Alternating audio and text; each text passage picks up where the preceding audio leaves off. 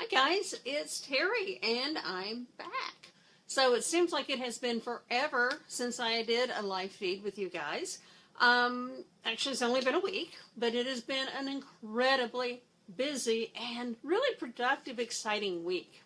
So let me tell you a little bit about what I've been doing because I do want to share it with you, and it does pertain to all of the great people that are on Healing Light. I have developed a new group called Empowering the Empath.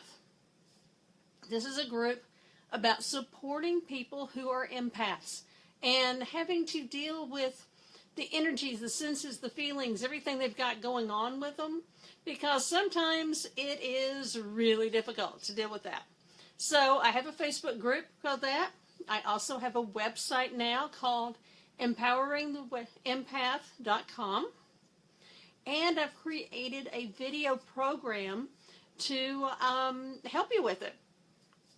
So it's an online on-demand program. You can just kind of like go in and pick it all up, learn about it, and I have like 12 modules in it to help you with this. So it's a really great program. I'm very excited about it.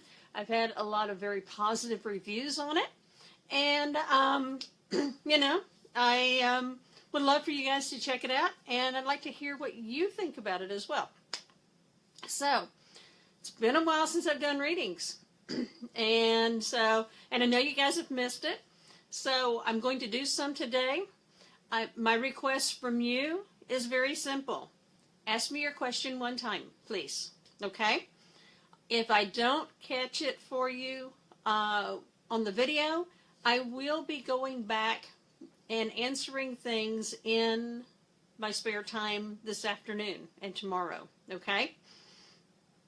So if I don't get it on air, then, you can go ahead and just leave the question there, and I will come back and, answer it for you, in the comments. So if you can do that, that would be awesome. So just one request, please. And that makes it so much easier and quicker for me to go through and sort on everything, because otherwise it takes me like forever to kind of like sort through all the different questions when somebody's asking that same question 20 or 30 times. So, okay, let's start with the readings and see what we can come up with. Let's see. All right. Hi, guys. Thank you. And yes, I do want to go to visit in Hawaii, so save me a room. Let's see. Janet wants to know, does she stay or go? And if she goes, where would that be?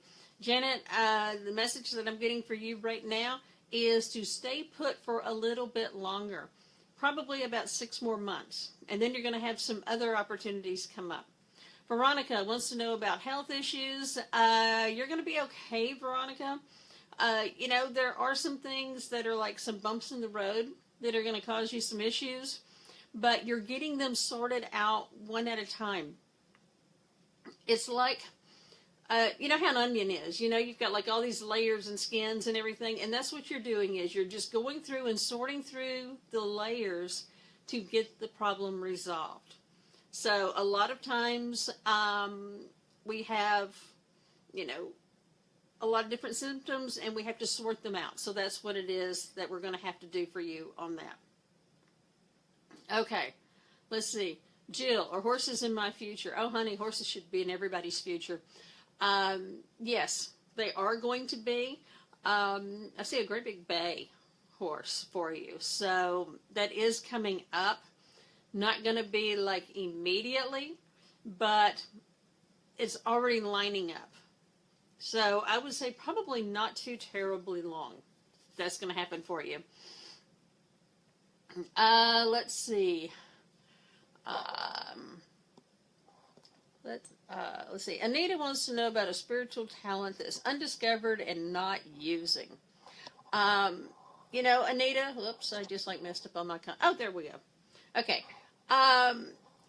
Part of what we have to do whenever we have these abilities is that we have to learn about them and we have to learn how to use them. We have a lot of different ones. We have all the clairs. We have clairvoyance, where we see. We have clairsentience, where we feel. We have clairaudience, where we hear. We have let's see. There is a knowing, clairsentience, and there's another one, I can't remember exactly what it's called right now. I just went blank. But it's actually being able to smell, and sensing through smell.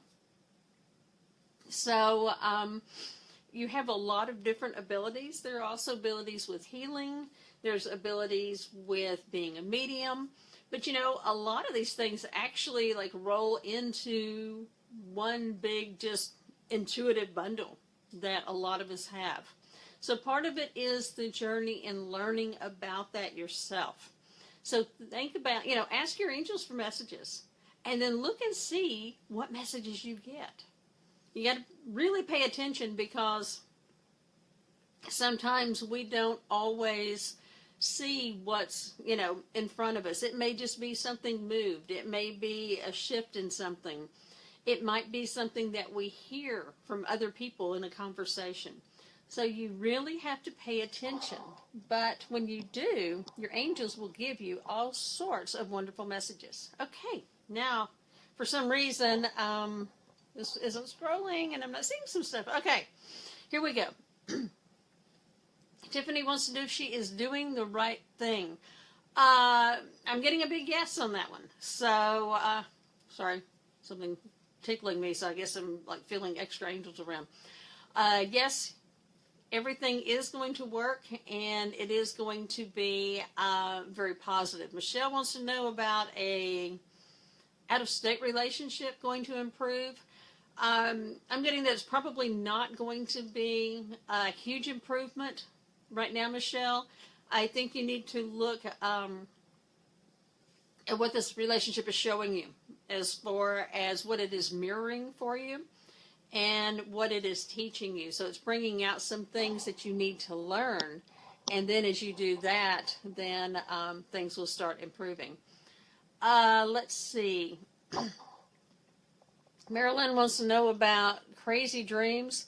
Honey, I am terrible on dreams. That is not what I do. I can't understand my own. So there are some books and a lot of references that you can use for that. What I end up doing is that I ask my angels to spell it out for me. If I get like some kind of weird cryptic dream thing, I'm asking them, like, what is this about? Is this like just me, going off into La La Land doing something bizarre? Or is this really a message? So I ask them to very specifically say, hey, tell me what it is. Let me know what it is that we're talking about. And that, really helps me out in getting those messages. Let's see. Nina's an empathic healer, and she doesn't know which direction to go. Get on my Facebook page for Empowering the Empath, and we can probably help you out with some of that. Loretta wants to know about healing her autistic grandson. Loretta, actually, your grandson, okay, I'm trying to think of a way to put this. He doesn't need to be healed. Children who are autistic are incredibly gifted. What happens is that they are very high level and high functioning empaths. It's like we have people who are like on 3D, and then we have people who are 4D, and then we have people who are 5D, and then we have those who are autistic. They are extremely gifted. They are getting a lot of energy coming in. They're getting a lot of intuitive things coming in. Sometimes they have a hard time adjusting with that because it's just so much. And they don't understand it. And there's not anybody who can really explain it to them because, families and everybody is taught that the child has something wrong with them. Where and that's not, they're really supremely, supremely gifted. So what we do is we need to understand and, try to help them with that. Help them so that they can deal with the bombardment of the emotions and feelings and, everything else that's going on in their world.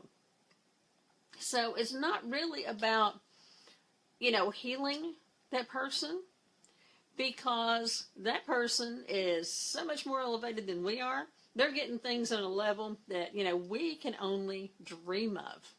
So they are highly blessed, and they are very, they're just in a really great divine place. So we need to support that and not think about them as being special or good or bad, or that they are in some way inferior to others, because actually they're way above us. And so we need to support that in any way that we can. And so that's one of the things about those who are autistic, that they really do pick up a lot of amazing things and information, and we just have to help them so that they can channel it a little bit better. Okay, let's see. Darshana, I believe it is, sees numbers and patterns. Those are angel numbers. They are a great message to us. Doreen Virtue wrote a book about them. And Doreen's book, I think it is actually called Angel Numbers. And so she has a significance for every number sequence in there. But one of the things that I do with with the numbers is that if I see something, and a lot of times I'll see 1, 2, 3, 4, or something like that, I stop and pay attention to what my thoughts are at that time. And that lets me know that whatever it is divinely supported by God and by the angels. It's a great way to really focus and manifest and get on track with what's going on. We can also do it with other signs. I live out, in a rural area, so, whenever a major epiphany comes through for me, I may see like a hawk or an eagle or something like that. So they do that, and they bring us beautiful messages and beautiful reminders. So pay attention to what's going on with your thought process at that time. Okay, Karen has a 40-year-old daughter who is about to have a baby. Congratulations, Karen. If you don't have grandkids, it's like the greatest thing in the world. It's also instant bankruptcy, because I'm like that with my grandson. As far as your daughter and how she is going to do with this, I'm getting that she's really going to be fine. They're going to be very attentive to her, just because they're going to consider it a high risk because of her age. But I'm really not seeing anything that is going to affect her in any negative way. The only thing that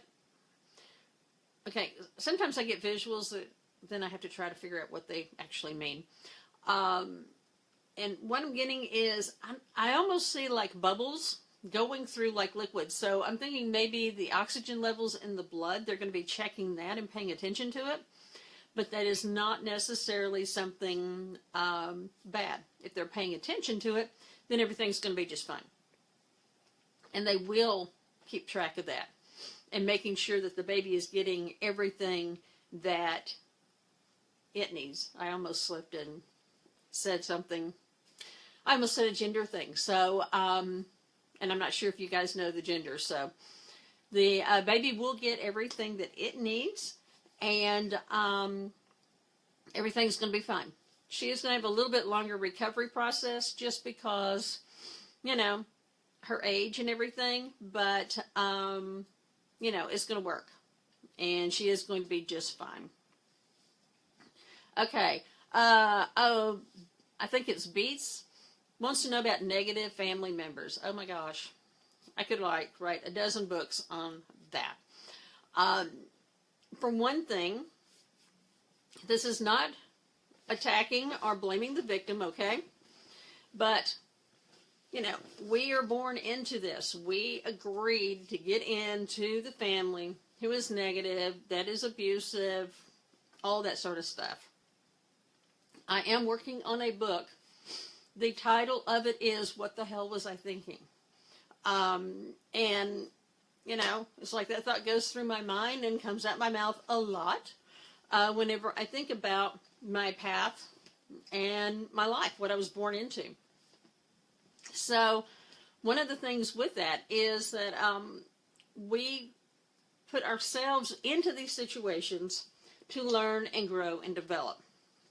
Now, one thing that I have learned about that is that, you know, just because I was born to someone and that genetically we might be connected through DNA does not mean that I have to spend the rest of my life being verbally, emotionally abused by that person.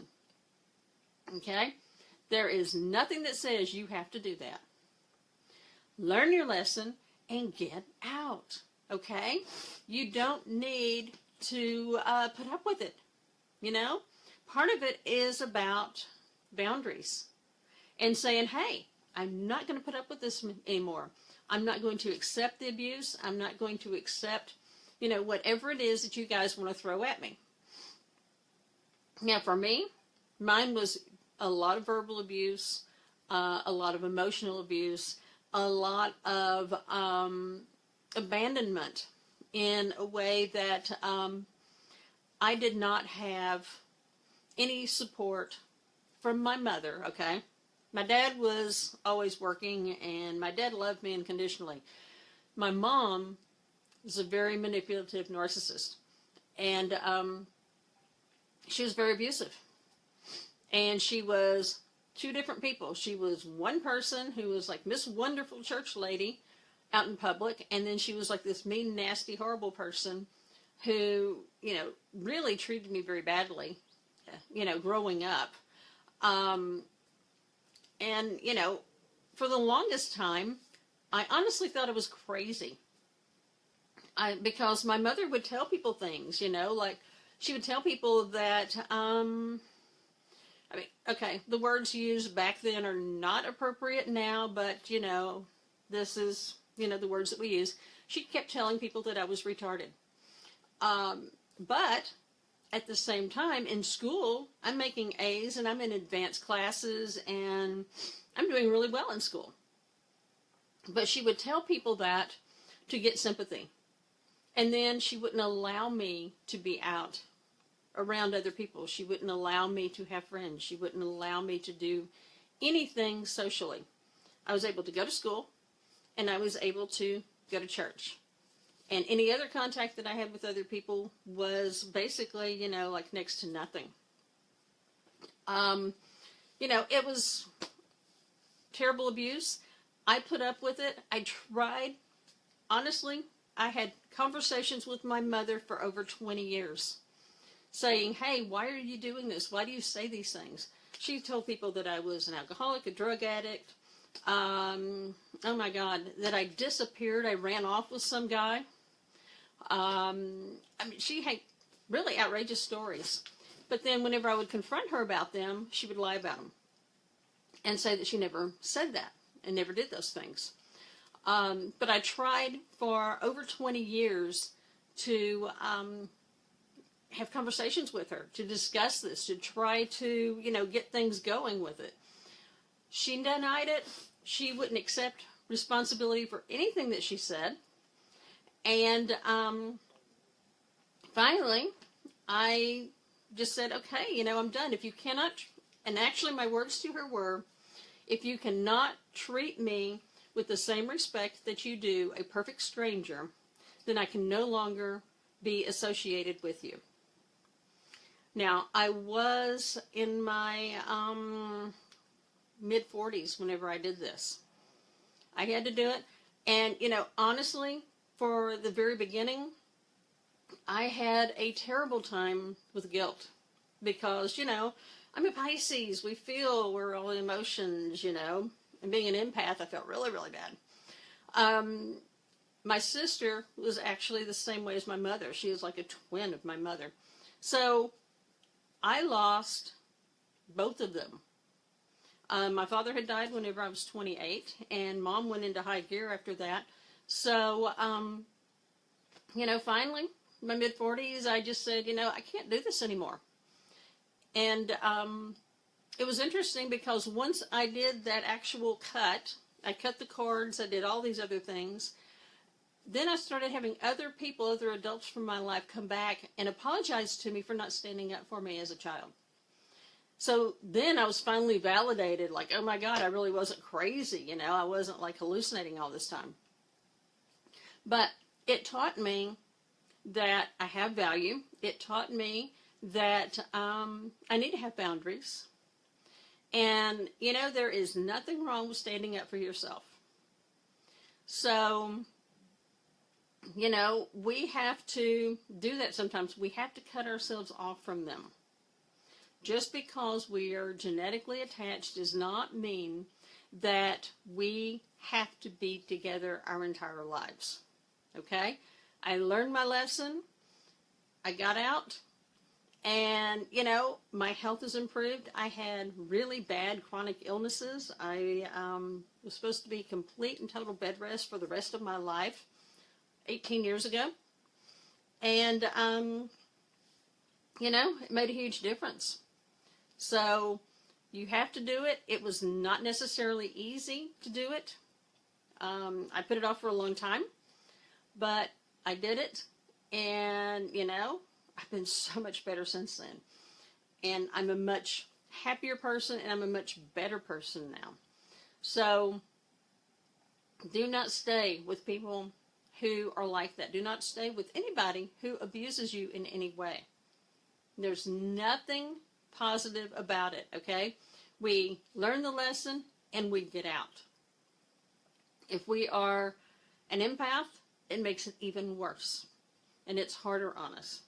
But the lesson is there, and we use that information to move forward.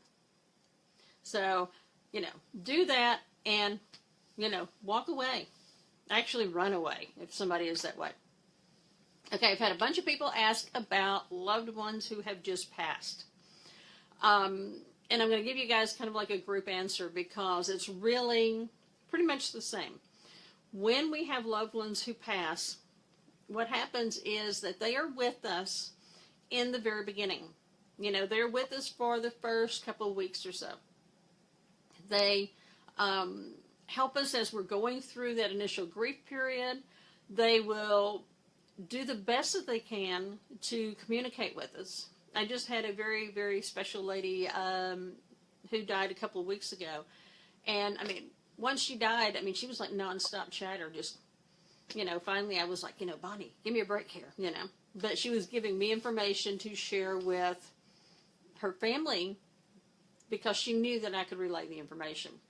So what they do is they will do the best that they can to give you information, to give you just reassurance that they're okay. They're in heaven, all right? They are in heaven. There's nothing better than that. It is complete and total unconditional love. It is a place where, the absolute best thing that you could imagine is nowhere close to what it is like there.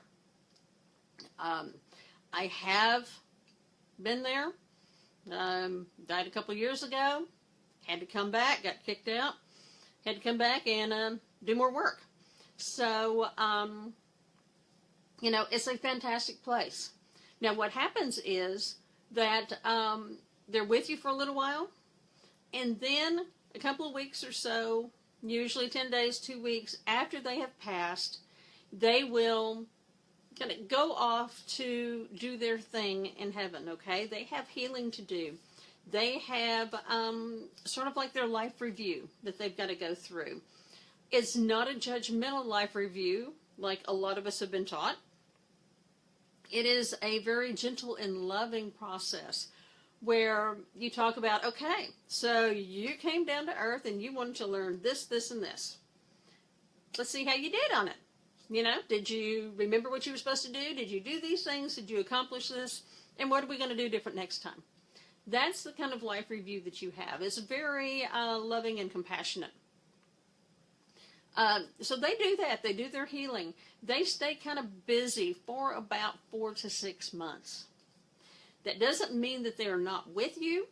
It means that they have, you know, other stuff that they're taking care of and doing. But they do pop in. They do come in and visit you. You can be busy doing something and all of a sudden, you know, it's like you hear your mom or dad's or your loved one's voice. And, you know, it'll pop in. Well, that's letting you know that they're here. Daddy puts his hand on my shoulder. And I feel that whenever he's around. Not all the time. You know, I pick this stuff up. And my dad doesn't even hang out a whole lot. But they are, you know, around. They are, you know, with us. They support us. They can, you know, they can help us. They do have a very similar personality that they do here on Earth, but they're a little bit more outgoing with it. But they will come in and, you know, kind of like pop in, say hi, you know, like with my dad. They'll put their arm around you and, you know, say, hey, I'm here. So that's what they do. They do come in a lot. They come and visit us a lot.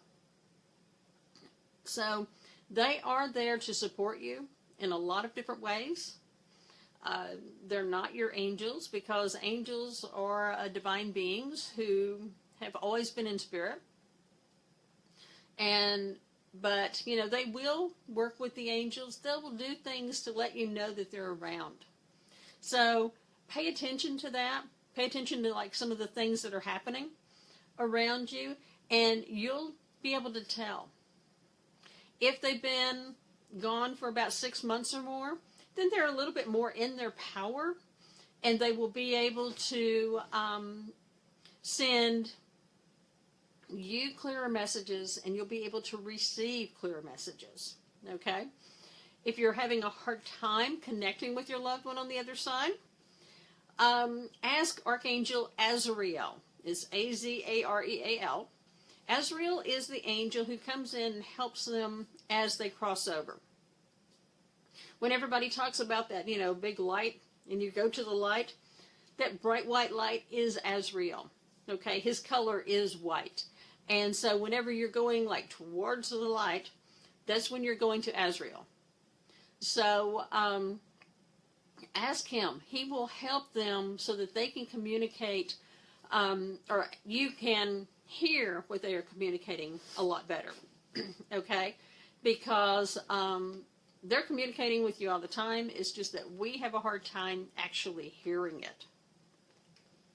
So, you know, it's really okay. You know, ask him for help. He will help getting those messages forward to you.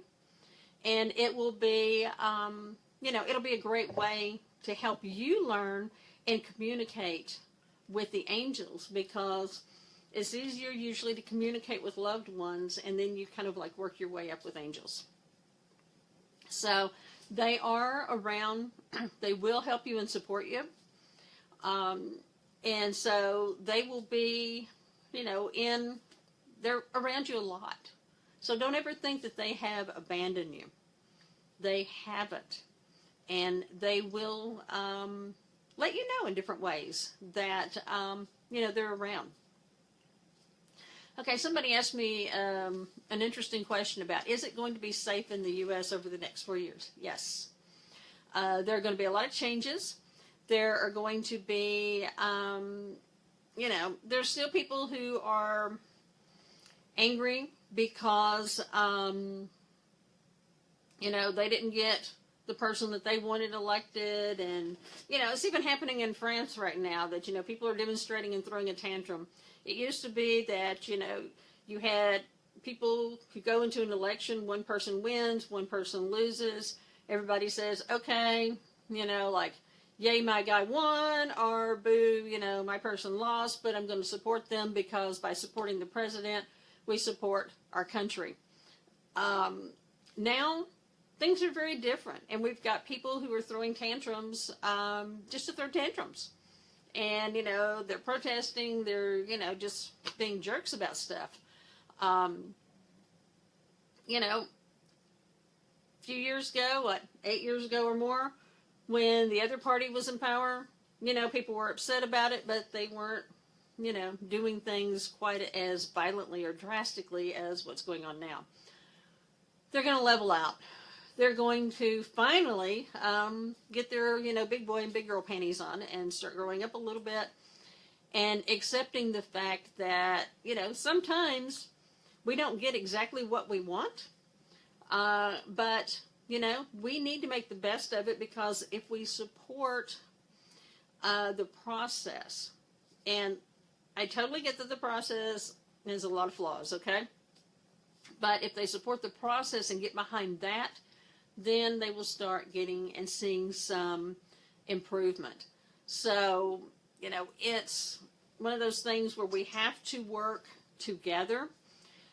We need to focus on a positive and loving solution for everyone. We need to send love, compassion, and openness to all of the elected officials, so that they do the right thing, that they see the right thing. They, whether you like that person or not, that is really irrelevant. We need to just send love and light to them so that they see the direction that they need to go. And that can actually be worked on with anybody. So, some people may not like that, but, that is the best way to deal with it. And we do need to work that way with all of the governments all over the world. Okay? So, regardless of which party you like, which party you hate, whatever, it doesn't really matter. Just send everybody love and light so that we can, change things. We can make the shift. We can move people into a much more positive and loving place. So we do it for the politicians so that they make the right decisions. We also do it for the people who are doing all the rioting and the protesting and the ones who are so angry. We have to do it for all of them. Because once they start changing their vibrational frequency and lifting out of that third dimensional mentality, then things are going to be much more positive. Things are going to be more loving, and we're going to be in a much better place globally. So that is for, basically everybody. And, for, whatever country, they're all the same. Also, a lot of the earth things we're still having some issues with, earth stuff, with weather and, catastrophic events, flooding, snow, heat, drought, all of that. Send loving thoughts and loving compassion to the earth. One of the things that happens is that the earth has been under stress because of a lot of the things that we do. The mining, all of the, one of the big things has been like fracking, and it causes earthquakes and things like that. Okay, yes, the planet is massive, it is stable, it has been around for billions of years. That doesn't mean that we don't do some things to cause problems there. We need to stop doing that, and so that we can, get the earth healed, because when it's under stress, it transmutes some of that energy into the people, and then the people are stressed. So it's kind of like this really cycle sort of thing. And so we need to send healing to both. And we need to send love and compassion to both. To the people on the planet for, the things that are, causing them problems, causing their stress, their thought processes with the violence. And then also, for the planet. And I have to throw in one thing about when we are praying for, like, political people and all that other kind of stuff. Pray for the best solution, okay? We don't pray for a particular candidate or a political party or something like that, okay? We are going to ask that all of those that are in positions to make these decisions see the light and to see the best possible solution for the greatest good of everybody. Okay? That doesn't mean that, one gal's better than the other. We need to do it globally and for the greatest good of everybody. Okay? So that makes a huge difference. Okay, Teresa, I've seen a couple of people about Standing Rock. Standing Rock, yeah, they're fighting peacefully, and they wanted to save the water. But honestly, and you guys can be upset with me all you want, okay? When I saw the trash that they left by leaving, and all of the garbage, and all of the pollution that they left on the land while they were protesting that they wanted clean water, I was appalled, okay? If you want to go and you want to protest, you want to do things to try to force change, clean up your own stuff, okay? Clean up your own, things, whether it is your behavior or your trash, in their case, all of that.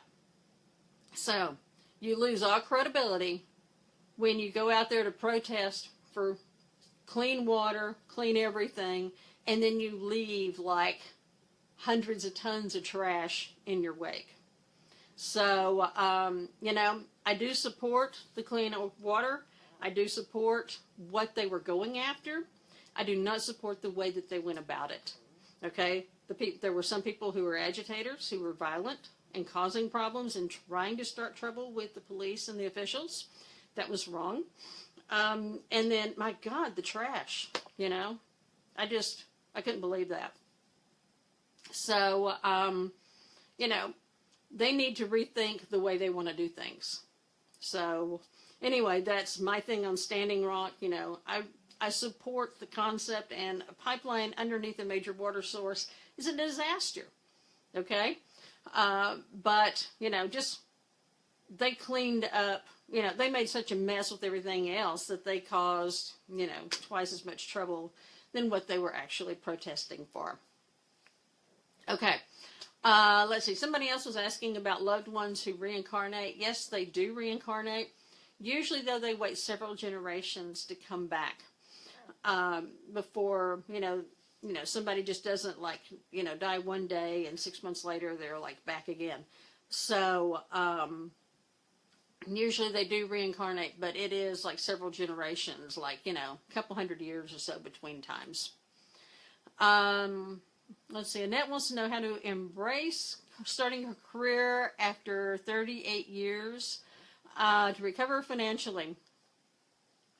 I understand that one too. Do what brings you passion. What brings joy to your heart. That will be the key to finding the things that you're really supposed to be doing. That's the key to finding your divine purpose in life. Or the things that make you, the things that you're most passionate about, the things that make you the happiest.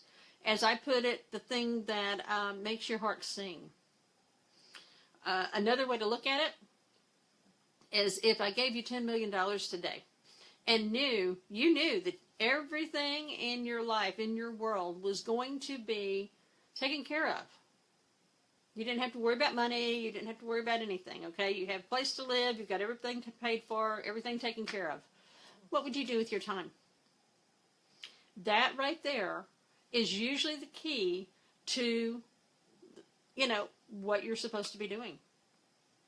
It will help you to, go towards those jobs, those tasks, those, things that you're supposed to be doing in life. Now, a lot of times you can combine a lot of different things to create that. You can go a lot of different directions. For me, I've done a zillion different things. But now it is all coming together into one big, really awesome opportunity to help people and to help them with a lot of different ways. So look at the things that make you the happiest and the things that really bring joy into your life. And those will be the things that are the key to your soul path, the things that you're supposed to be doing, what you came here for. And that will, make a big difference. Now, a lot of people ask me, well, can you tell me what it is? Well, if I told you what it was, and this is not a cop-out, okay? Because we all have to learn this. Because if I give you the answer, then you didn't learn anything. You didn't make that journey. You didn't go down that path of self-exploration and to learn more about who you are and what you do. Besides, if somebody came up to me 10 years ago and said, I'm going to be doing all of these different things that I do now, and I'd be doing live videos for people and doing readings live, that would be, I'd be like, yeah, right, and, totally dismiss it and probably run very far away from it. You learn these things, and these things develop in their own time as they're supposed to, in an order. Okay, there is a divine order about stuff. And so we have to, take it step by step. My perfect example is in the 9th grade, I had Algebra 2. And I am not a math person, I do the basics, and I do really well at that. But when it comes to, things like algebra, trigonometry, all of that, with all these formulas, it's another language to me. My instructor was a nice guy, but we had the same last name, and he had a daughter who had blonde hair, blue eyes. So he was like thinking of me and projecting like, his daughter. So anytime that we had a test in class and I'm like stumbling around and I can't, figure out anything in that class, he would give me the answers. So I passed my test, and I still don't know a thing about Algebra 2 or trigonometry. Okay, actually I don't really need it, but the thing is that he gave me the answers. So it didn't teach me what I needed to learn. And, that's the same way that it is with finding your path or finding your calling. If someone tells you what it is, we can give you guidance and we can point you in a direction, but when it gets down to it, it's a lesson that you need to learn yourself, and it's a journey that you need to take yourself. You will find it. A wonderful Buddhist saying that I really love is that all paths lead to the same mountaintop. So it doesn't matter, which path you take. You're still going to get there. And Amanda wants to know, can you have more than one purpose? Sure. Absolutely. You can have a purpose. I have a purpose in that, I have, my family and, do things with and for my daughter and my granddaughter and son-in-law and all them. I also have a purpose with my four-legged family, which there's a lot of them. And then I have my purpose with doing things to help others through healing, through readings, through, classes, through, whatever different outlets that I have for that. So, yeah, there are a lot of different aspects to it. And I also tell people that, there are some people who are, the stars. They're the ones that are out in public, up front, on stage, and they're delivering messages in a big, huge way. And then there are the people who are the support team, who, if it wasn't for them, the other ones out there couldn't do their thing. Okay? I am a major player in the support team. Okay? I'm helping people and doing their things, and then I'm helping also the ones who are, getting out there to, kind of like get out into the world and have big, huge messages for everybody. I try to help them as well. So, that's what I do. And I also help, with healing and, other sorts of things. So it's one of those deals where we have a lot of different purposes and we can do a lot of different things. And so it's not always just like one thing.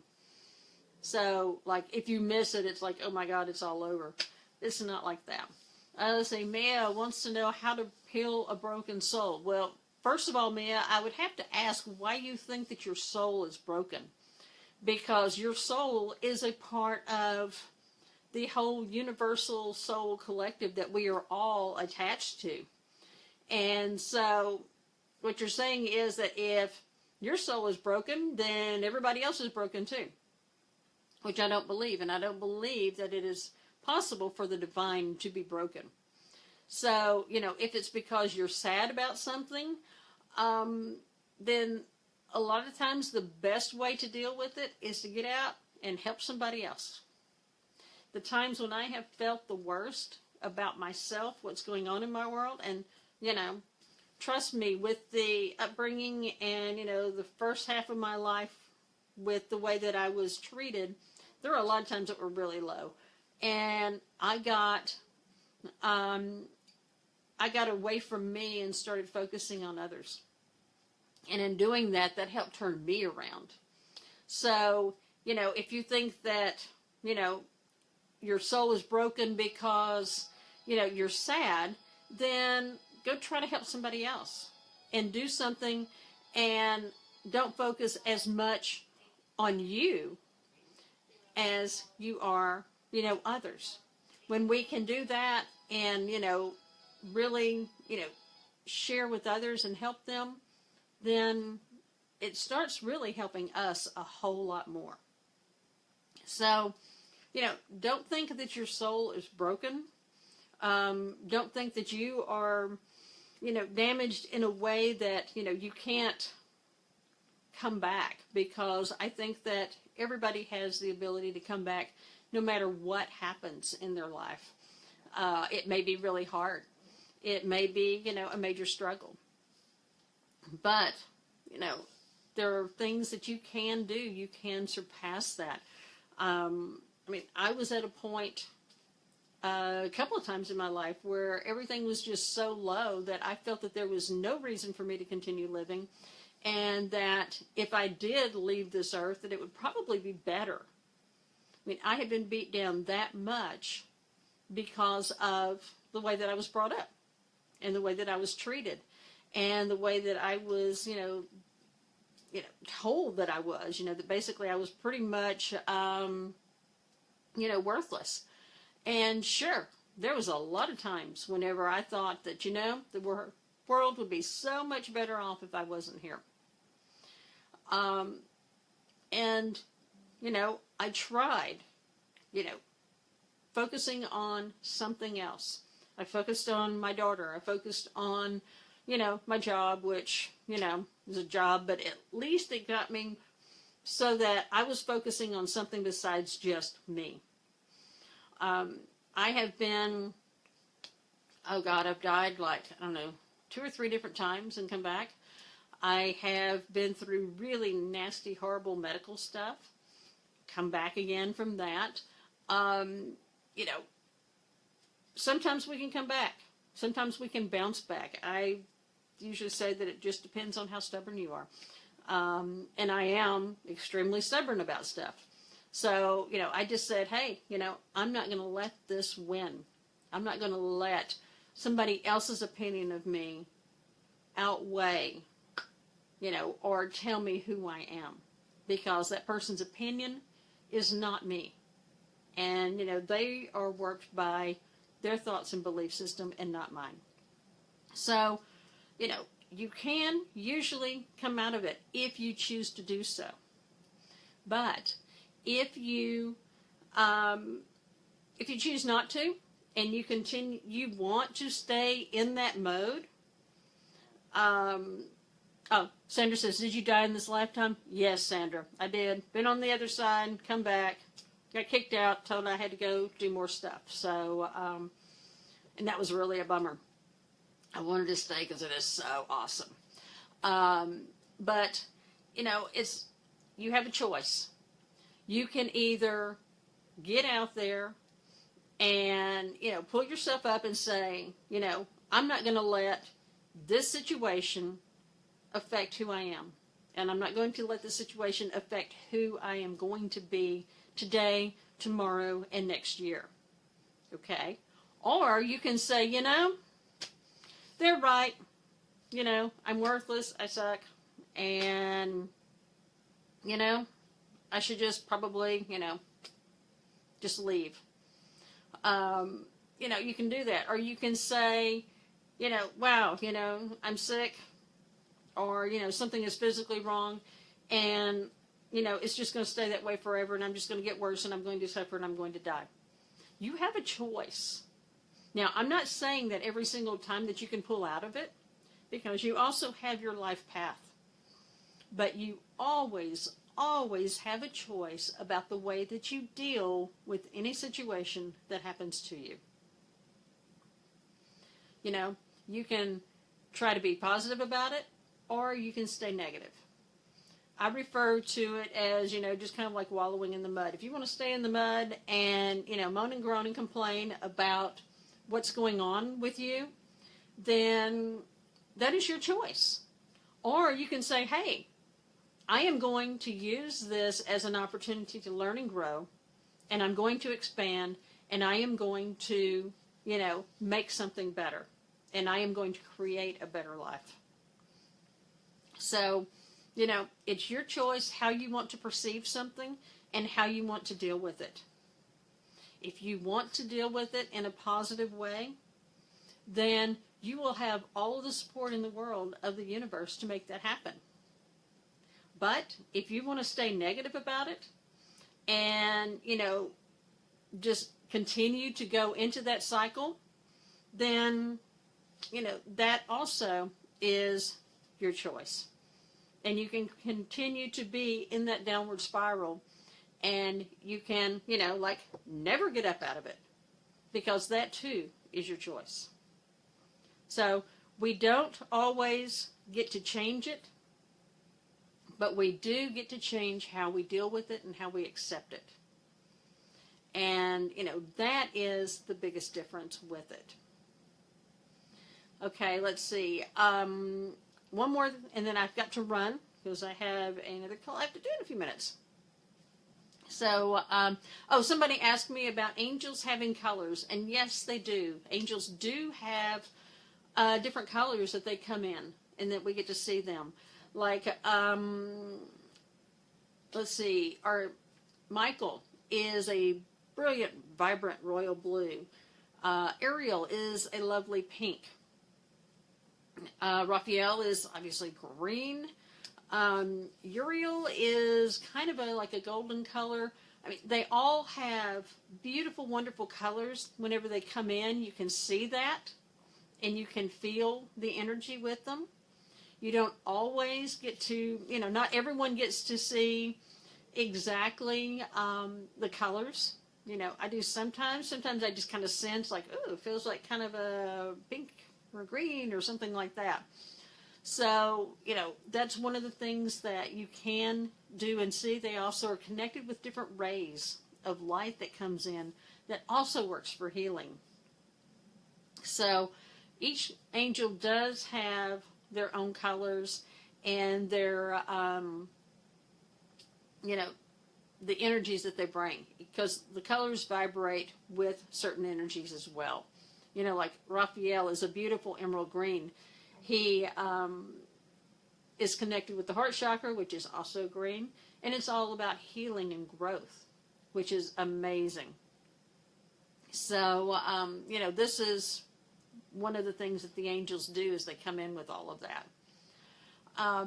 Okay, let's see. One last one, and then I gotta go. So, let's see. Okay, everybody that keeps asking about relationship questions, I've addressed these like a dozen times or more. I don't do relationship questions. There are a lot of people out there who do, and more power to them. I think it's great and wonderful.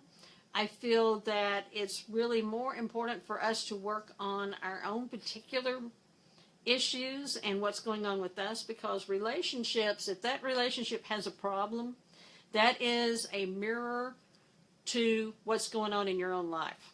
So if your relationship is screwed up in some way, then you need to look at that and see, okay, what is that forcing me to do? What is that showing me and teaching me? Okay, so it is, if you just pay attention to what's going on with it, then you need to, you'll see it. Also, everybody who's like, oh, please, when is my soulmate coming? When you have your act together, your soulmate is going to be there. They are somebody who is supposed to work with you as a partner. They do not complete you. If you are looking for somebody to complete you, then you got a lot more work to do on yourself, because, you need to be a whole person.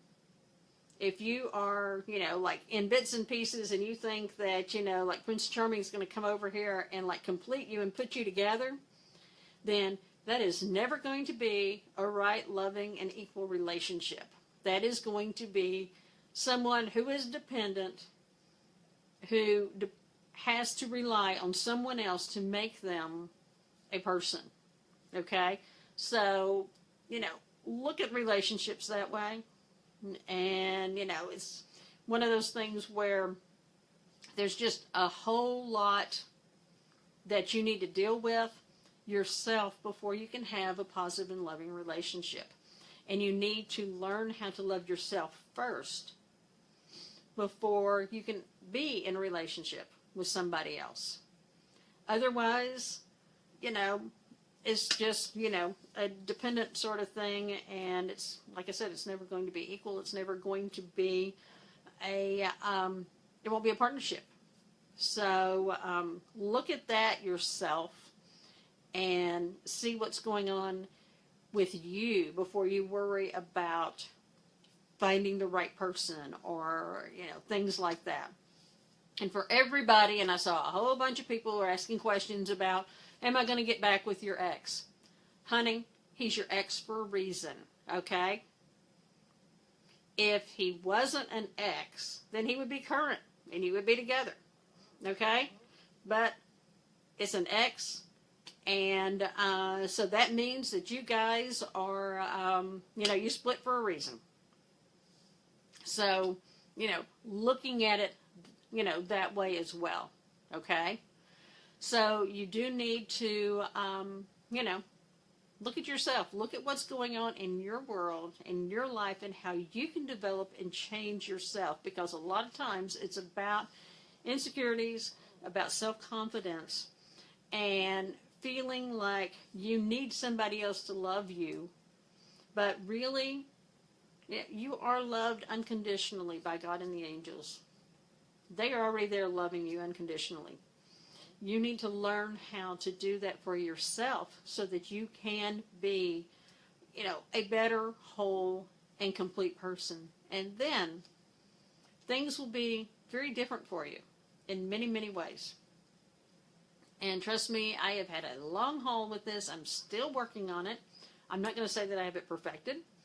But, it's one of those things that we are all a work in progress. And as we do this and as we learn and grow, then we can start expanding and we can start going, out to, expanding with others and have a good, positive, and loving relationship. So, thank you all for being here. I do love and appreciate you, so much, because you guys are helping me with my purpose as well. So, again, for those people who are looking for assistance as being empaths, or you want to learn more about it, go to my Facebook page, Empowering the Empath, or you can go to the website, empoweringtheempath.com. I'm also doing little short live feeds on there every couple of days, as well as posting messages and, answering questions and trying to help those who are empaths get on their journey. So thank you again. I wish you much love, many, many blessings for a wonderful week, and I will see you guys again very, very soon.